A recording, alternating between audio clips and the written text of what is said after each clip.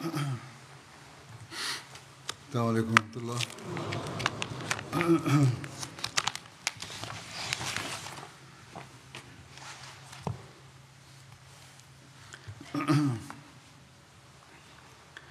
أشهد أن لا إله إلا الله. أشهد أن لا إله إلا الله وحده لا شريك له. وأشهد أن محمدا عبده ورسوله. أما بعد فأعوذ بالله من الشيطان الرجيم. بسم الله الرحمن الرحيم. الحمد لله رب العالمين. الرحمن الرحيم. مالك يوم الدين. إياك نعبد وإياك نستعين. اهدنا الصراط المستقيم.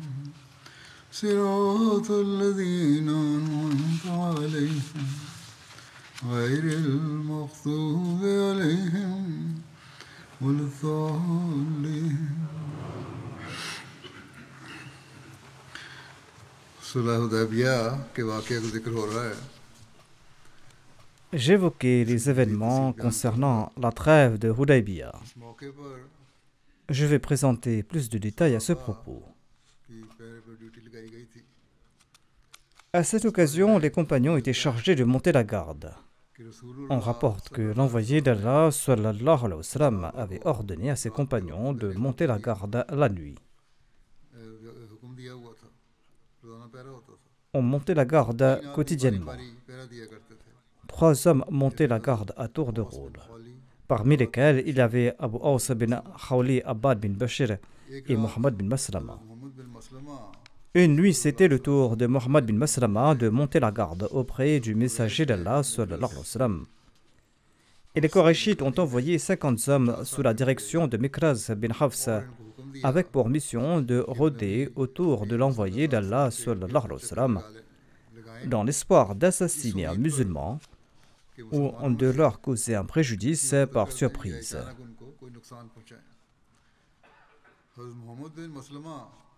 Muhammad bin Maslama a capturé ces gens et il les a présentés auprès du messager d'Allah sallallahu alayhi wa sallam. Mikraz s'est enfui et il a alerté ses compagnons. Ceci a confirmé la parole de l'envoyé d'Allah sallallahu alayhi wa sallam mentionnée dans le sermon précédent, à savoir que Mikraz était un homme fourbe. On rapporte également que quelques musulmans étaient entrés à la Mecque avec la permission du messager d'Allah sallallahu alayhi wa sallam. Parmi eux, il y avait Kurz bin Jabir Fahri, Abdullah bin Suhail, Abdullah bin Huzafa Sahmi, Abu Rum bin Umair Abdari. Il y avait aussi Ayyash bin Abi Rabia, Hisham bin As, Abu Hatib bin Amr, Umar bin Wahab, Hatib bin Abi Balta et Abdullah bin Umayya. Ils étaient entrés à la Mecque sous la protection d'Uthman radhiyallahu anhu. Et d'autres disent qu'ils étaient entrés en secret. Il y a différents récits à ce propos. Lorsque les Qurayshites ont été informés de la présence de ces musulmans, ils les ont capturés. Les Qurayshites ont également appris à propos de la capture de leurs compagnons qui ont été capturés par Muhammad bin Maslama. Lorsque les Qurayshites ont été informés que 50 de leurs hommes ont été faits prisonniers par les musulmans, un autre groupe armé des Qurayshites a attaqué le saint prophète Muhammad bin lui et ses compagnons. Et ils ont lancé cette attaque et ils ont lancé des flèches et des pierres. Les musulmans ont capturé 12 cavaliers parmi les polythéistes. Et parmi les musulmans, Ibn Zunaym est tombé en martyr. Les Qurayshites l'avaient tué à coups de flèche. Ensuite, les Qurayshites ont envoyé une délégation auprès du saint prophète Mohammed paix soit sur lui, et dans cette délégation se trouvait Suhail bin Amr. Lorsque le saint prophète Mohammed paix soit sur lui a aperçu Suhail venir de loin, il a dit à ses compagnons: votre affaire sera facilitée grâce à Suhail. Suhail s'est présenté au saint prophète Mohammed paix soit sur lui, et il a dit au saint prophète Mohammed paix soit sur lui: en ce qui concerne l'affaire de la capture de vos compagnons, notamment de Othman et les 10 autres, et de l'affrontement de certains de nos hommes avec vous, eh bien sachez qu'aucun de nos sages n'y a participé. Lorsque nous avons été informés à propos de cette affaire, nous en avons été très mécontents. Nous n'étions au courant de rien. C'était là l'œuvre des plus incultes parmi nous. Par conséquent, veuillez nous rendre les hommes que vous avez capturés à 2 reprises. Le saint prophète Mohammed paix soit sur lui a répondu: je ne vais pas les relâcher tant que vous n'aurez pas libéré mes compagnons. Ils ont répondu tous: d'accord, nous allons les libérer. Et les Qurayshites ont relâché Othman et les 10 autres compagnons. Et sur ce, le saint prophète Mohammed paix soit sur lui a relâché leurs hommes.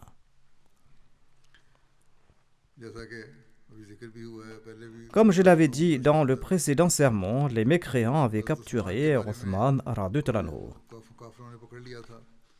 Lorsque cette nouvelle est parvenue au messager d'Allah, il a demandé à ses compagnons de lui prêter un serment d'allégeance, un serment qui est connu sous le nom de la Bayra d'Al-Ridwan.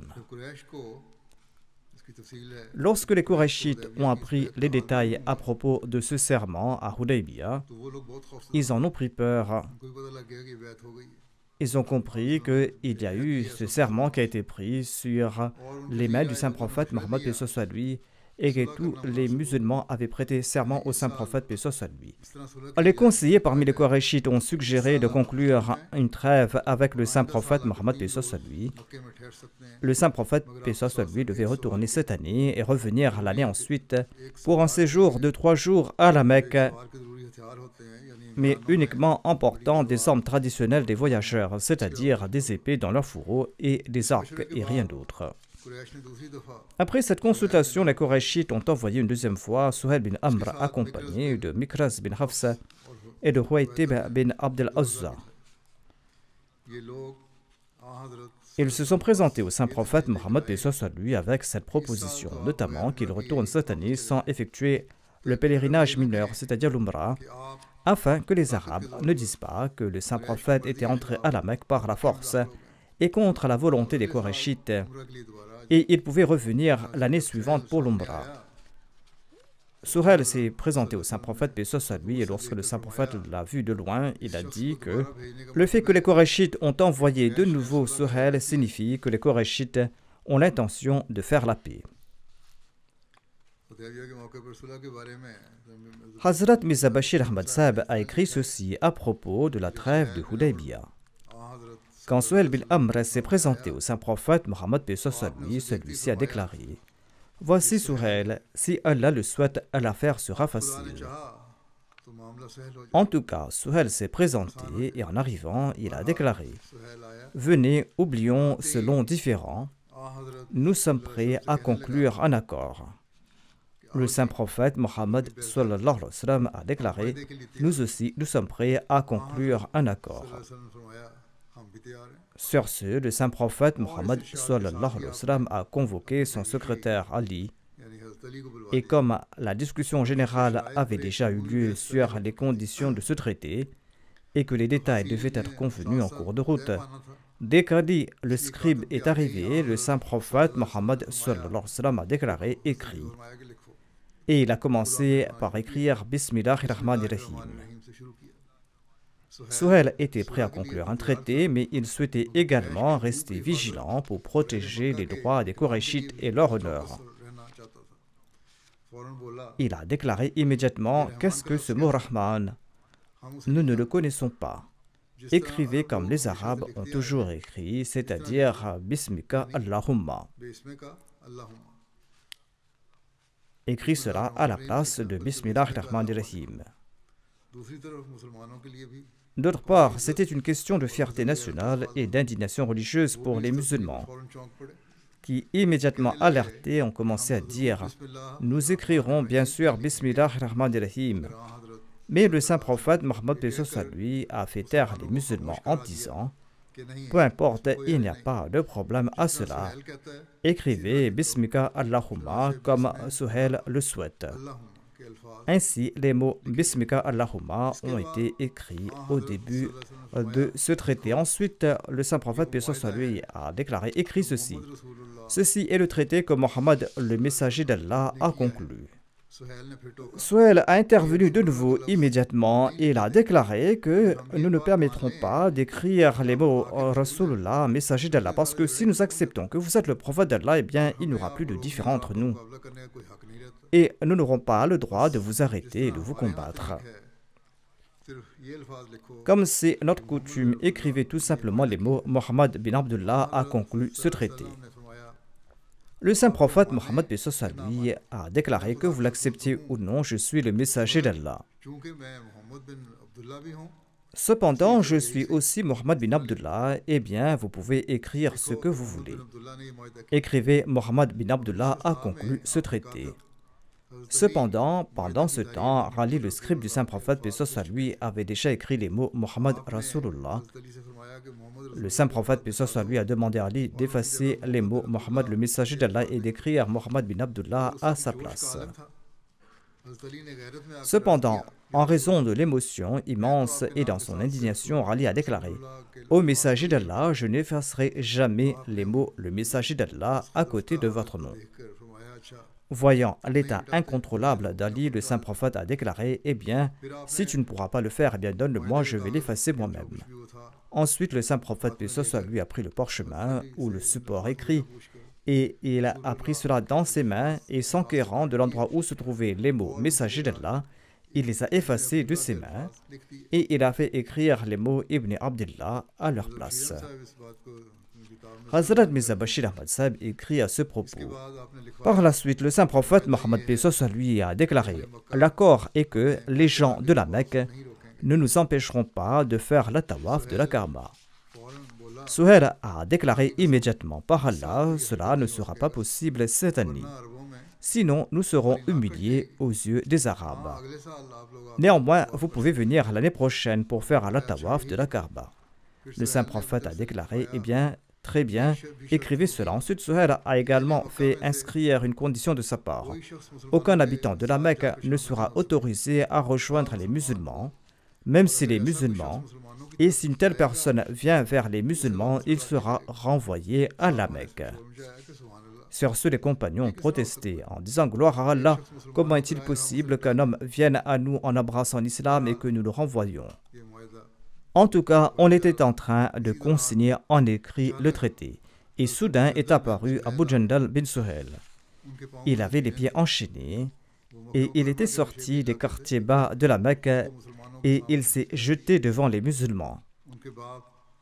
Suhail, celui qui écrivait ce traité, était son père. Et Abu Jandal était donc un converti à l'islam. Son père Suhail l'avait emprisonné et enchaîné, mais il s'était échappé de sa prison et il avait rejoint Hudaybiyah en empruntant les montagnes pour éviter les routes principales.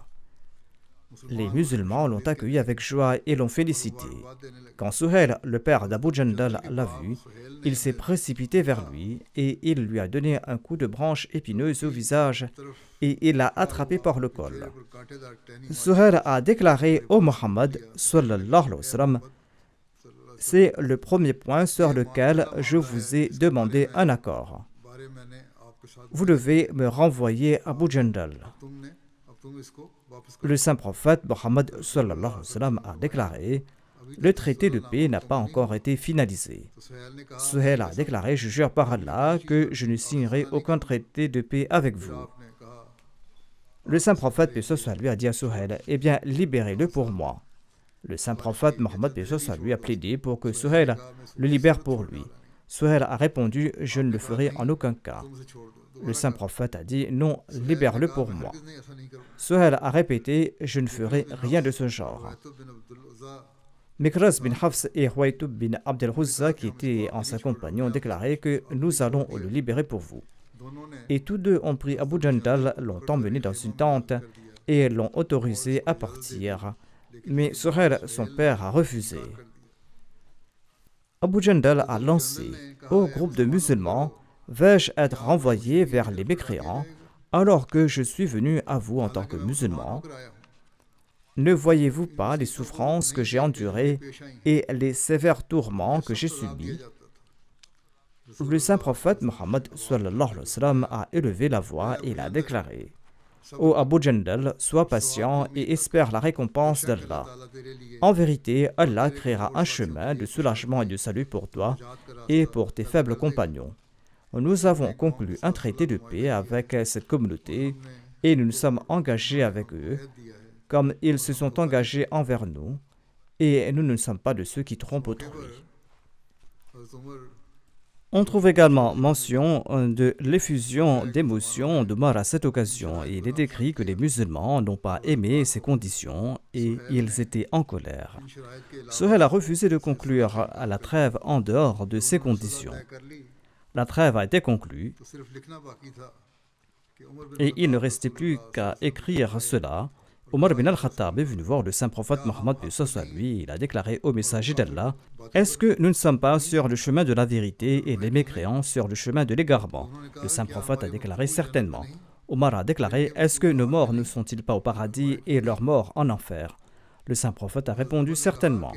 Omar a déclaré: dans ce cas, pourquoi acceptons-nous de subir une telle humiliation concernant notre religion en signant cet accord avec eux à Hudaybiyah?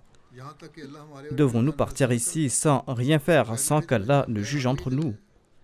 Est-ce que nous allons partir sans combattre, sans revendiquer le droit? Le saint prophète a déclaré: je suis le serviteur d'Allah et son messager, et moi je ne désobéis pas à Allah, et il ne va pas m'abandonner, et il va me soutenir. Omar bin al-Khattab a déclaré: est-ce que vous n'aviez pas dit que nous allons entrer dans la Baytullah et que nous allons faire la tawaf de la Kaaba? Le saint prophète a dit: certainement, mais est-ce que j'avais dit que vous allez entrer cette année-ci?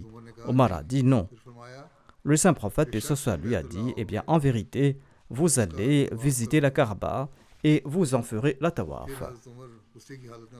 Ensuite, Omar, dans un accès de colère, est parti voir Abu Bakr et il n'a pas pu se contenir. Il a dit: oh Abu Bakr, est-ce que le prophète d'Allah n'est-il pas sur le droit chemin? Abu Bakr a répondu: certainement. Ensuite, Omar a demandé: les mécréants ne sont-ils pas sur le chemin de l'égarement et nous sur le droit chemin?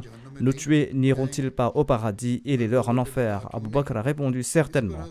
Omar a déclaré: eh bien, pourquoi faire preuve d'une telle faiblesse dans notre religion et pourquoi allons-nous retourner tandis qu'Allah n'a pas encore rendu le verdict entre nous et eux? Abu Bakr a répondu: il est le messager d'Allah et il ne désobéit pas à son Seigneur. Allah va l'aider. Quant à toi, Omar, sois obéissant au messager d'Allah sallallahu alayhi wa sallam jusqu'à ta mort. Par Allah, il est sur le droit chemin. Selon une autre narration, il aurait dit: il est le messager d'Allah. Ensuite, Omar a déclaré: je témoigne que Mohammed est le messager d'Allah sallallahu alayhi wa sallam. Ensuite, il a déclaré: ne nous a-t-il pas dit que nous allons bientôt entrer à la Mecque et que nous allons faire le tour de la Kaaba? Abu Bakr a répondu: certainement, mais est-ce qu'il avait dit que nous allons entrer cette année-ci? Omar a dit non. Abu Bakr a déclaré: eh bien, certainement, vous allez visiter la Kaaba et vous allez faire la tawaf de la Kaaba. En tout cas, ces conditions ont été très difficiles à accepter pour Omar.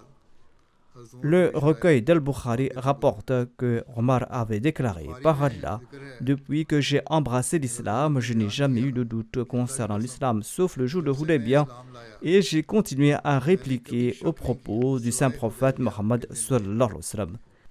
C'est-à-dire que dans le passé, je n'avais jamais pris l'initiative de répliquer au saint prophète Mohammed paix soit lui, mais lors de cette occasion, j'ai répondu au saint prophète Mohammed paix soit lui. Abu Ubaïda bin al-Jarrah a dit: ô Ibn Khattab, pourquoi n'écoutes-tu pas ce que le messager d'Allah a à dire? implore la protection d'Allah contre Satan et rectifie ton opinion. Omar a déclaré: j'ai commencé à implorer la protection d'Allah, je n'ai jamais ressenti une telle honte auparavant. Ensuite, j'ai accompli de bonnes œuvres afin d'obtenir le pardon de Dieu pour ce péché, péché que j'avais commis en retardant l'exécution de l'ordre. Suite à cette discussion que j'ai eue avec le saint prophète, paix soit sur lui, à Hudaybiyah, j'ai continué à faire de l'aumône, à jeûner et à libérer des esclaves, jusqu'à ce que j'ai eu l'espoir que le bien allait venir, c'est-à-dire que j'ai réalisé qu'Allah allait me pardonner. Hadrat Muslim Maud a également rapporté cet événement en ces termes. Il a déclaré une fois: le saint prophète Mohammed lui s'est adressé à ses compagnons et il a déclaré: je vous ai donné beaucoup d'ordres, mais parfois j'ai vu l'esprit de protestation même chez certains d'entre vous qui sont les plus fidèles, mais je n'ai jamais vu cet esprit chez Abu Bakr. Il décrivait là les qualités d'Abu Bakr en disant qu'il n'a jamais rejeté mes propos, qu'il les appréciait ou pas. Ainsi explique le Muslim Maud lors de la trêve de Hudaybiyah, même une personnalité éminente comme Omar bin al-Khattab a été pris de peur. Il s'est rendu auprès d'Abu Bakr pour lui demander si Dieu ne leur avait pas promis de faire l'Umrah. Abu Bakr a répondu: oui, c'était là une promesse de Dieu. Omar a demandé si Dieu ne leur avait pas promis son soutien et son secours. Abu Bakr a répondu que si, absolument. Omar a demandé: est-ce que nous avons accompli l'Umrah? Abu Bakr a déclaré: Omar, quand Allah a-t-il dit que nous allons accomplir l'Umrah cette année-ci? Ensuite, il a demandé: est-ce que nous avons remporté la victoire?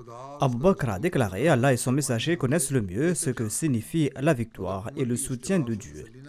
Mais Omar n'était pas satisfait de cette réponse et est parti voir le saint prophète Mohammed lui dans cet état d'anxiété. Et il lui a dit: ô messager d'Allah, Allah ne nous a-t-il pas promis que nous allons entrer à la Mecque en effectuant la tawaf? Le saint prophète a répondu à l'affirmative. Omar a demandé: est-ce que nous ne sommes pas la communauté de Dieu et Dieu ne nous a-t-il pas promis la victoire et l'assistance? L'envoyé d'Allah, paix soit sur lui, a répondu: oui, c'est cela. Omar a demandé: ô envoyé d'Allah, est-ce que nous avons accompli l'Umrah? Le saint prophète, paix soit sur lui, a déclaré: Dieu n'a jamais dit que nous ferons l'Umrah cette année-ci. Je pensais que nous allions le faire cette année-ci, mais Dieu n'a pas fixé de délai. Omar a demandé: mais que signifient les promesses de victoire de la part de Dieu? Le saint prophète, paix soit sur lui, a répondu à ce propos: le secours d'Allah viendra certainement, la promesse qu'il a faite sera certainement tenue. Ainsi donc, le saint prophète Mohammed lui a donné une réponse similaire à celle d'Abu Bakr. On retrouve différentes versions du même récit. Le fait que Omar est parti voir le saint prophète lui a fait part de son inquiétude et qu'il est parti voir Abu Bakr et lui a répété la même chose. L'ordre est différent dans les différents récits, mais l'événement est le même. Et la véracité de cet épisode n'est pas concernée par l'ordre des événements. Dans son ouvrage Sirat Khatamun Nabiyyin, Hazrat Mirza Bashir Ahmad Sahib écrit ceci à propos de la trêve. Après beaucoup de désaccords et de difficultés, ce traité fut finalement conclu. Le saint prophète, paix soit sur lui, a cédé à presque toutes les conditions demandées par les Koraïchites. De plus, conformément à la volonté de Dieu, le saint prophète, paix soit sur lui, a honoré son serment avec une entière loyauté, en acceptant tout ce que les Koraïchites demandaient pour le bien de la Kaaba et afin de préserver le haram de la Kaaba à tout prix. Les conditions de ce traité étaient les suivantes. Il est dit en premier lieu que le saint prophète, paix soit sur lui, et ses compagnons retourneront à Médine cette année-là. L'année prochaine, ils seront autorisés à entrer à la Mecque et à accomplir les rites de l'Umrah, mais à l'exception d'épées gainées, ils ne seront pas autorisés à porter des armes. De plus, ils ne vont pas séjourner à la Mecque plus de 3 jours. Troisièmement, si un homme de la Mecque se rend à Médine, même s'il est musulman, le saint prophète Mohammed lui ne doit pas lui accorder la protection à Médine et doit le renvoyer à la Mecque.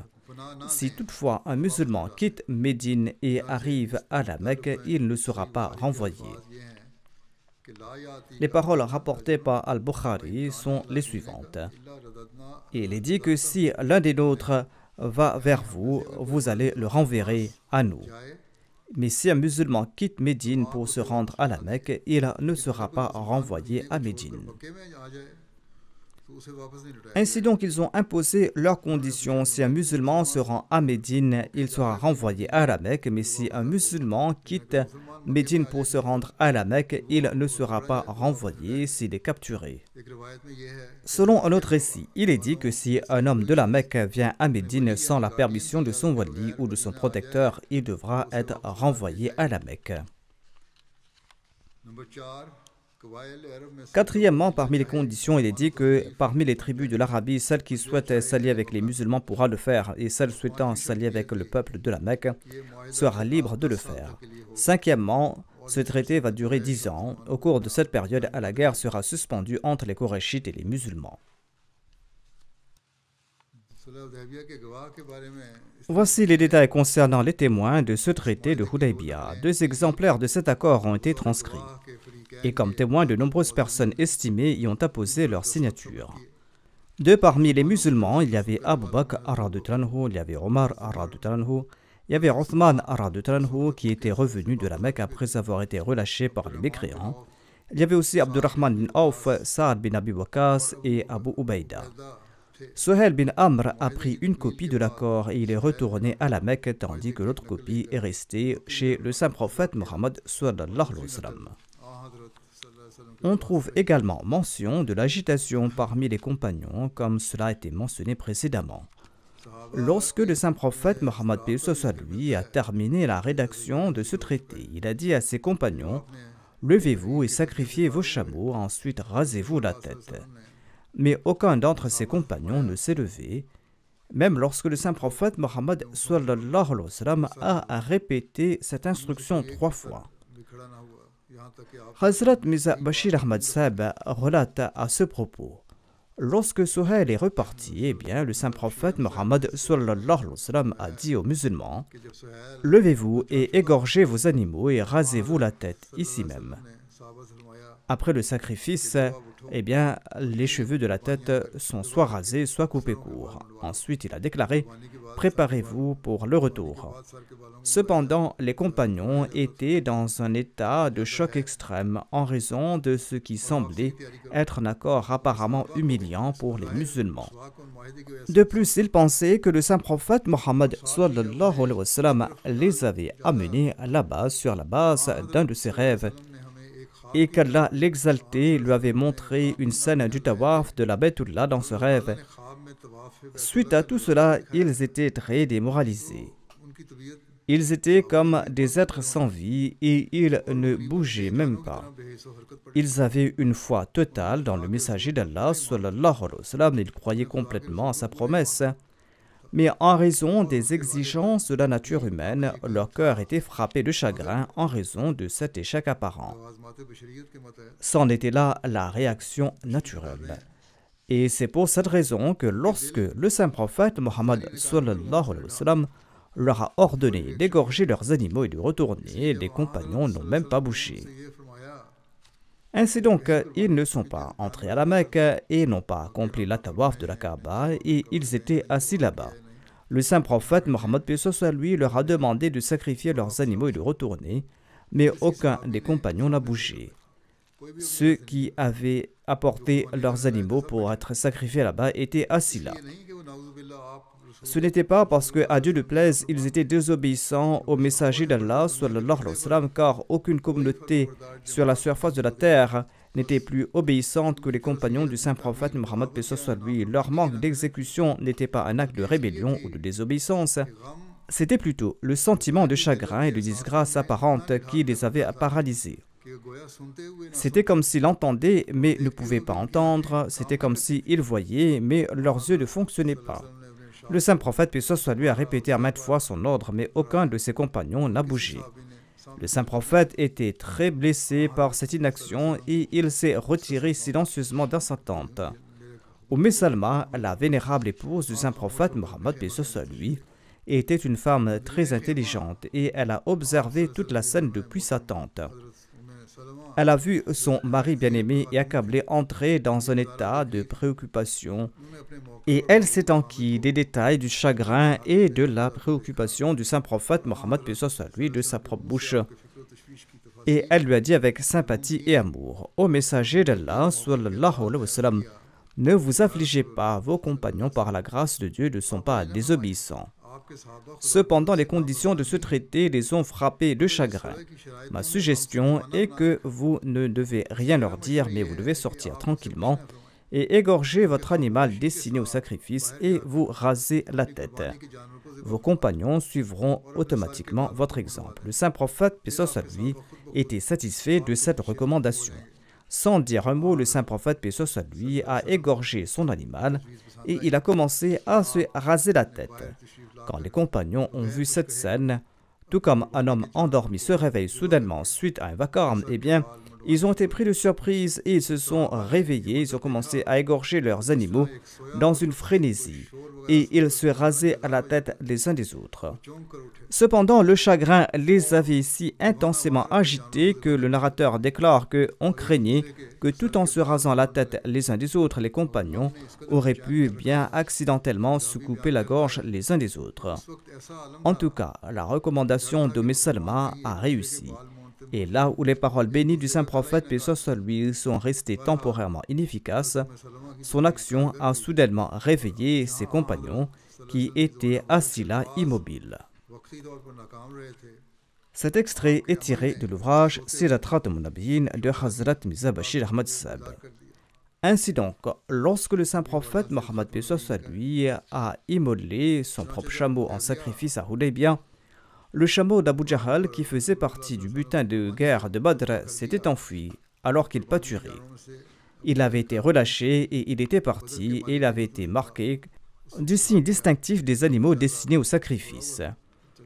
Ce chameau a couru pendant un certain temps, mais il a été capturé de nouveau. Le saint prophète Mohammed paix soit sur lui a ordonné qu'on l'immole en sacrifice au nom de cette somme. Jabir a rapporté que le messager d'Allah sallallahu alayhi wa sallam a sacrifié 70 animaux. Un animal était immolé au nom de 7 personnes et nous étions ce jour-là 1400 personnes, a dit Jabir.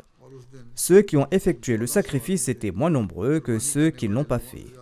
C'est-à-dire que les gens n'avaient pas les moyens de faire des sacrifices. Le saint prophète Mohammed paix soit sur lui résidait en dehors de l'enceinte sacrée de la Mecque, mais il accomplissait ses prières à l'intérieur de l'enceinte sacrée de la Mecque. Il a envoyé une vingtaine d'animaux entre les mains d'un homme de la tribu Aslam pour qu'il les immole à proximité de Marwa. Lorsque le saint prophète Mohammed paix soit sur lui a terminé avec le sacrifice de ces animaux, il est rentré dans sa tente et il a fait venir Khirash bin Umayya, Khirash qui lui a rasé la tête et il a jeté ses cheveux d'un côté sur un arbuste épineux vert. Les gens ont commencé à prendre les cheveux du saint prophète Mohammed paix soit sur lui de l'arbre et à se les partager. Ammara en a pris une partie. Il les plaçait dans de l'eau pour les malades et il leur donnait de cette eau à boire pour les soigner. On dit même que certains malades guérissaient. En effet, ils guérissaient parce qu'il y avait des bénédictions en cette eau. Certains des compagnons ont rasé la tête des autres. Certains de ces musulmans se sont rasé la tête, d'autres se sont coupés les cheveux courts à l'instar d'Uthman et d'Abu Qatada. Le saint prophète Mohammed paix soit sur lui est sorti de sa tente et il a déclaré qu'Allah accorde sa miséricorde à ceux qui se sont rasé la tête. On lui a dit, ô messager d'Allah, qu'en est-il de celui qui s'est coupé les cheveux courts? À 3 reprises, le saint prophète Mohammed paix soit sur lui a déclaré qu'Allah fasse miséricorde à ceux qui se rasent la tête. Et la 4e fois, il a prié qu'Allah fasse miséricorde également à ceux qui se coupent les cheveux. On rapporte que l'envoyé d'Allah sallallahu alayhi wa sallam est resté à Hudaybiyah pendant 19 jours, soit 20 nuits. Mohammed bin Omar et Al-Waqidi et Ibn Sa'ad ont mentionné ces récits. Hazrat Mirza Bashir Ahmad Saheb relate à ce propos. Après avoir accompli son sacrifice, le saint prophète Mohammed sallallahu alayhi wa sallam a ordonné le retour à Médine. À cette époque, cela faisait un peu moins de 20 jours que le saint prophète Mohammed paix soit sur lui était à Hudaybiyah. Pendant son voyage de retour, lorsque le saint prophète Mohammed paix soit sur lui est arrivé à Kira ul-Ghanim, près d'Usfan, et que c'était la nuit, eh bien le saint prophète Mohammed paix soit sur lui a fait une annonce et il a rassemblé tous ses compagnons. Le saint prophète Mohammed lui a déclaré que cette nuit une sourate m'a été révélée et cette sourate m'est plus chère que toute chose en ce monde. Cette sourate est la suivante. Allah déclare dans ces versets: Inna fatahna alaka fathan mubina.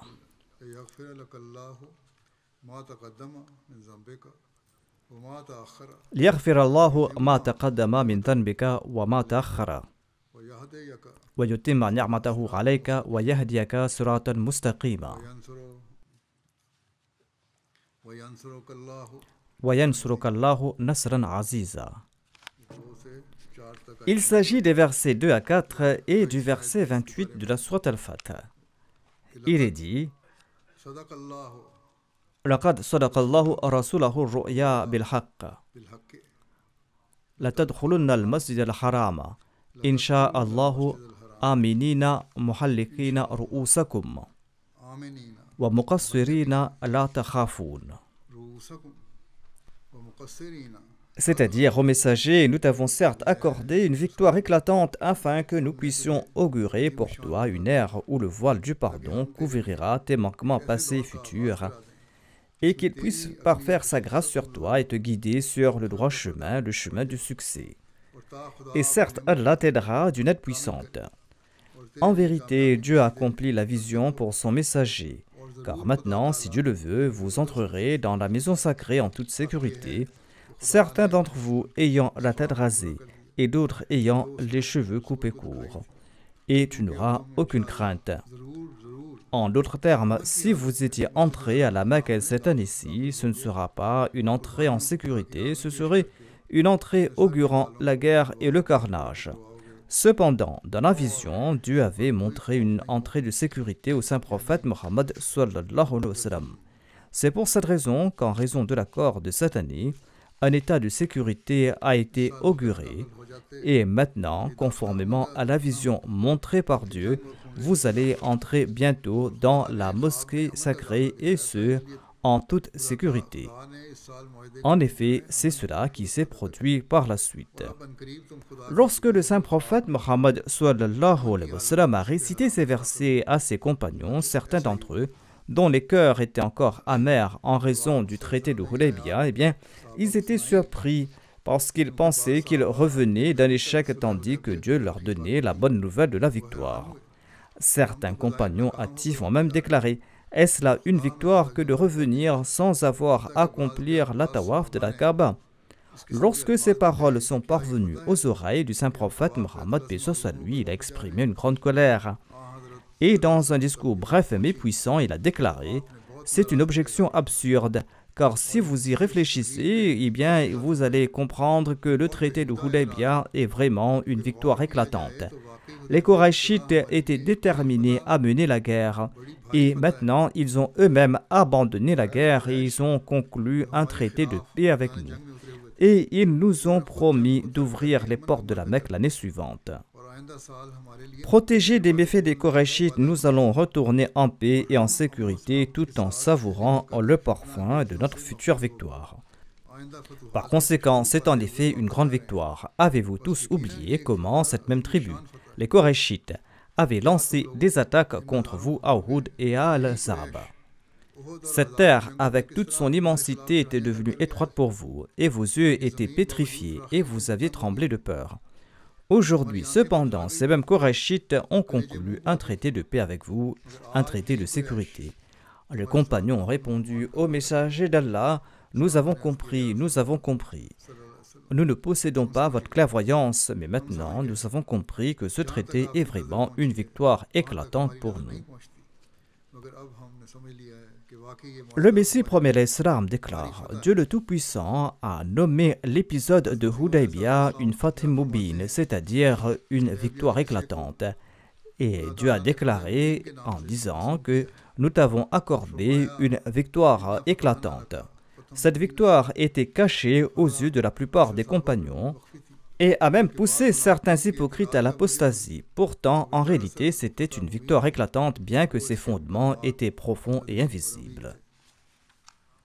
Allama Baladri écrit à ce propos: la paix de Hudaybiyah a apporté de nombreuses conséquences et apporté de nombreux fruits. Finalement, la Mecque a été conquise.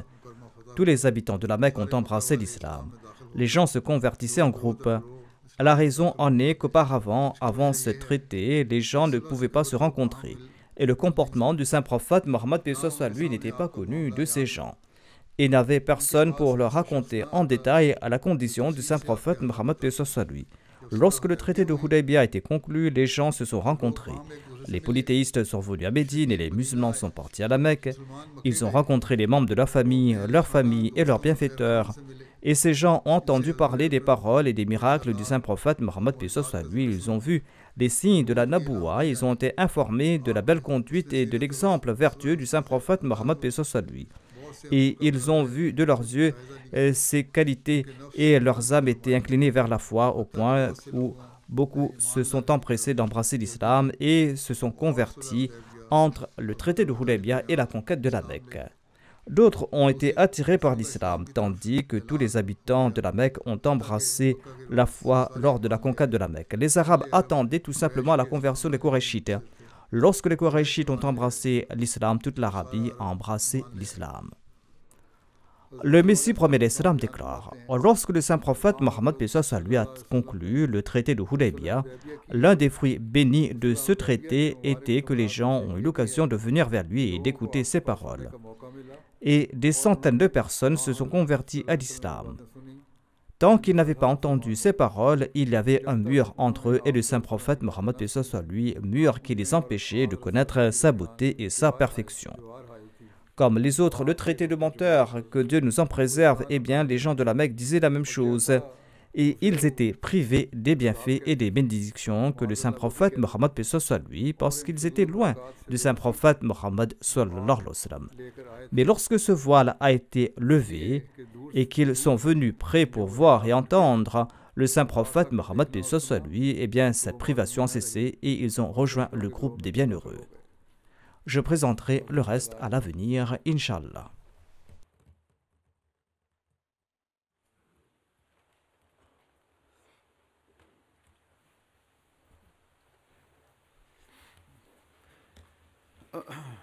Alhamdulillah, alhamdulillah, nahmaduhu wa nasta'inuhu wa nastaghfiruh wa nu'minu bihi wa natawakkalu alayh.